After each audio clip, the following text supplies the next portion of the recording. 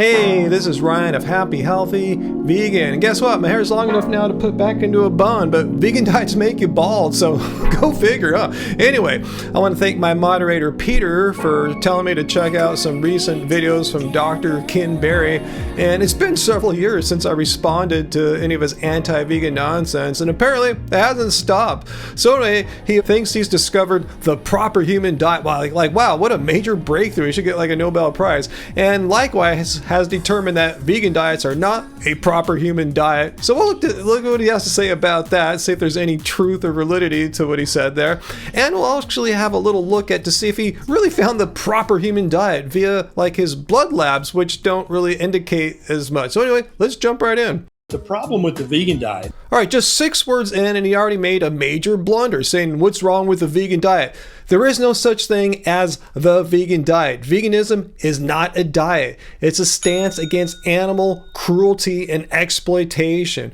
However, yeah, we eat food, and what defines a vegan diet is simply that it contains just plants and fungi. But there's so much wide range of what that can actually mean. You could have a healthy diet of whole food plants with a diverse array of foods, or you could eat something really restrictive like a raw fruitarian diet, or something even worse than that, like a diet of all Oreos and beer. It's vegan. Is it good for you? Hell no. But anyway, let's continue on.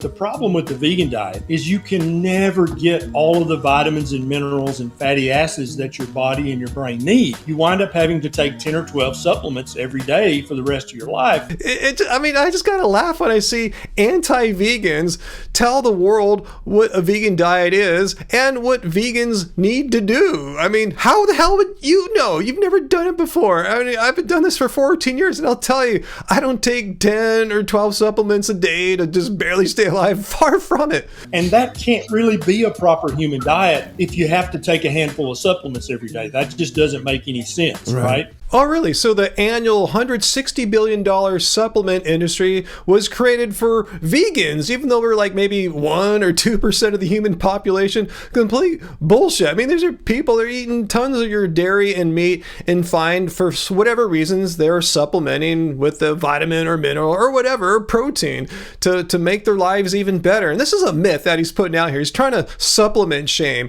His assumption, or his assertion actually, is that if you are taking a supplement, it means your diet is unhealthy, and that's complete bullshit. In our case especially, supplements can aid an already healthy diet and make it even better. If you're considering starting a vegan diet, then here's a list of the supplements that you'll need to take every day so you don't develop severe deficiencies. All right, non-vegan person, let's see this list of supplements that I need to take every day or else I will develop severe deficiencies. And look at the prediction he just made there. He's saying you need to take these every day. So if there's just one of this list of supplements he's going to show us that I haven't been supplementing with on a daily basis now for over 14 years, I should be severely deficient. So first of all, I'm going to say I'm not. I've been getting my blood labs checked the entire time I've been vegan. I'll put a playlist here. I'm not deficient. Doctors always give me the green light. They say keep on doing what you're doing. You're incredibly healthy. For whatever year old I am when I go visit the doctor, I happen to be 57 right now. So wait, let's see if I should be dead if there's anything on this list I haven't been taking on a daily basis. Vitamin B12, iodine, iron, vitamin K2, choline, vitamin D, vitamin A, vitamin E, DHA and EPA, riboflavin, folate, carnitine, and glycine. I've taken a variety of vegan multivitamins throughout the years, and I can say for a fact none of them had choline, carnitine, or glycine. I've been missing out on these on a daily basis for 14 years.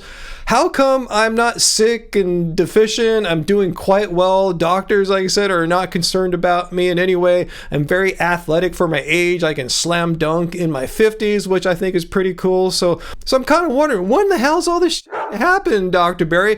People have been telling me this the entire time I've been vegan. Remember when I was like 4 years vegan? People said, just wait till you get to 5 or 6 years, then it's all going to fall apart. And all right, got there. Well, wait till you get to 7 or 10 years. Just keep pushing the goalposts further back. It's never gonna freaking happen because you are full of shit. You have no evidence here to support your assertions. In fact, as we can see here from actual evidence-based information, say health organizations from around the world who've actually reviewed the proper literature in vegan diets and nutrition, and there's a unanimous scientific consensus such that well-planned vegan diets are nutritionally adequate for all people, all ages, even athletes. So who are you going to believe? Some guy, just a lone family physician doctor, or organizations of health professionals? Dr. Greger, who is the poster child for a vegan diet, recommends that you take a handful of supplements every day. First of all, I didn't get the memo that Dr. Greger is the poster child for veganism or vegan diets or something like that. But yeah, sure, show an unflattering photo of him. Why don't you show, like, say, a shirtless shot of Nimai Delgado or something like that if you want to, like, show what vegans look like? Because both those people eat vegan diets. But yeah, pick the one who's less attractive. Nice job there. And secondly, yes, pretty much every vegan medical doctor that I've ever seen recommends that you take a few supplements every day. Dr. Greger is not special in that opinion. Or you could just eat a proper human diet and not take any supplements at all. Just a thought. There he goes, supplement shaming again, asserting that if you find yourself in need of having to take a supplement for whatever reason, that means you have a bad diet. Well, you're going to tell that to the 40% of Americans or Westerners in general who eat plenty of meat and dairy. We're not talking about vegans, we're talking about just regular meat-eating people. 40% have low or marginal low B12 levels, but they're eating all this meat and dairy, so you're going to shame them too as well as the vegans? And this article from Stanford Medicine points out perfectly valid reasons why people might want to take a supplement. For instance, older adults might struggle to produce enough vitamin D or B12 naturally, and athletes engaging in intense training may require additional protein or calories. We've seen how many athletes that are trying to get swole take a bunch of protein, but that's okay, right? They get a free pass. But vegans taking a supplement, it's all horror. Or you could just eat a proper human diet and not take any supplements at all.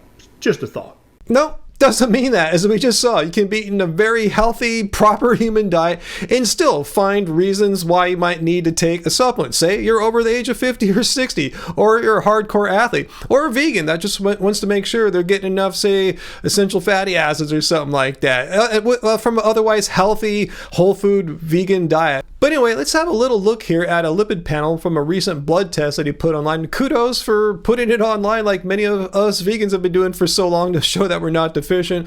And let's see if it really is a proper human diet kind of result. And for me, one essential requirement for me is what I would think would be in a proper human diet is not that you don't have to take supplements. It's whether if your diet increases your risk of dying from the leading cause of death. LDL medium and large. The medium is the ones that are high. Large is normal, and I have a pattern A. And then my apolipoprotein B is high, and my LP little a is high. So according to Dr. Attia and Dr. Lipid, all these guys, that's his Twitter handle. Okay, gotcha. I can't think of his actual name, but that's his handle. I'm going to die any minute, according to that. But I've looked into these tests extensively. They're, in my opinion, still experimental, and I predict that over the next few years they'll fall by the wayside and people won't even talk about them. So I'm going to zoom in on his lipid panel, and I apologize about the poor quality. I think he did this in a live stream, so it didn't come out that nice, but if you see these little H's next to the numbers, those are all flagged as being high, such as his total cholesterol and his bad cholesterol. Looks like it's 165, and that's pretty concerning. His ApoB, 121, pretty concerning. And did you hear him try to gaslight why these numbers are actually not a bad thing? But I've looked into these tests extensively. They're, in my opinion, still experimental, and I predict that over the next few years they'll fall by the wayside and people won't even talk about it. You guys know I'm not a medical doctor. I don't pretend to be an expert in any of this stuff, but with all due respect, Dr. Berry, you're way out of your league here on your own website. You said you're just a family physician in rural Tennessee. You don't have any specialty, any training, any research experience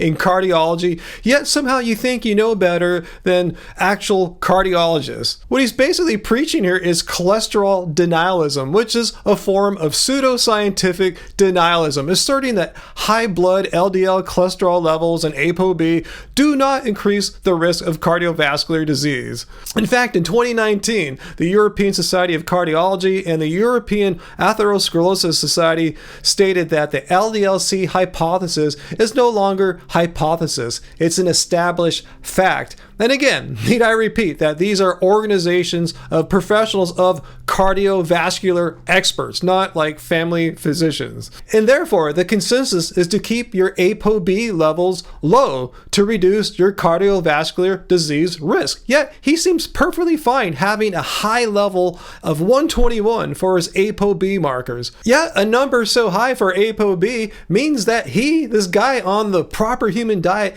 is at higher than normal risk for cardiovascular disease, which again is the #1 leading cause of death. How can this be the proper human diet if it increases your chance of dying early? I'd rather just not exploit and slaughter animals, eat a bunch of plants, and take a few supplements if I have to, and not increase my risk of cardiovascular disease. So I don't wish Dr. Berry any harm or anything bad to happen to him. I hope he just wakes up from this cholesterol denial conspiracy theory and follows the actual evidence-based information, the scientific consensus, which he should follow as a doctor. He has an oath to help people, not give them advice that's going to cause them to have a higher risk of heart disease and die sooner than need be. So it's dangerous for him to be in this influencer position too. He has over 3 million subscribers on his YouTube channel. So if he's just doing this experiment on his own, that's bad enough. And I said, I don't want anything bad to happen to him, but he's promoting this information, this misinformation to the broad masses. But anyway, I'm not here to shame or call out or anything, but I'm here to call out misinformation about veganism and vegan diets. And we just saw a bunch of nonsense there. We saw nothing that was supported by any actual evidence, just some non-vegan telling people all these horrible things that will happen to vegans if they don't take all these things like creatine and stuff like that, which I've never taken, yet I'm still alive. I'm still quite active and healthy in my old age here. So either I'm a complete freak, an anomaly of nature, or maybe Dr. Berry's warnings about vegans need to take all these supplements every day or else they're going to die or get really sick. It's just a bunch of bullshit. What do you think? Leave your comments down below. Let me know how you fall on this one. And let me know what you think about him promoting this information to the masses. Like, eat all the saturated fat, your cholesterol levels can be high. No problem, because one day, in my personal opinion as a rural physician in Tennessee, that the research is going to be found to be wrong and people aren't going to care about LDL cholesterol and ApoB anymore. What do you think about that position? It blows my mind. Anyway, comment down below, hit like, and if you thought everything I said was complete vegan propaganda and I'm being paid by Big Broccoli to say this stuff, please come to my live streams Friday, 6 p.m. Pacific, and we can have a conversation as long as you are civil. So until then, guys, I'll see you Friday night, and remember, doesn't suck being vegan.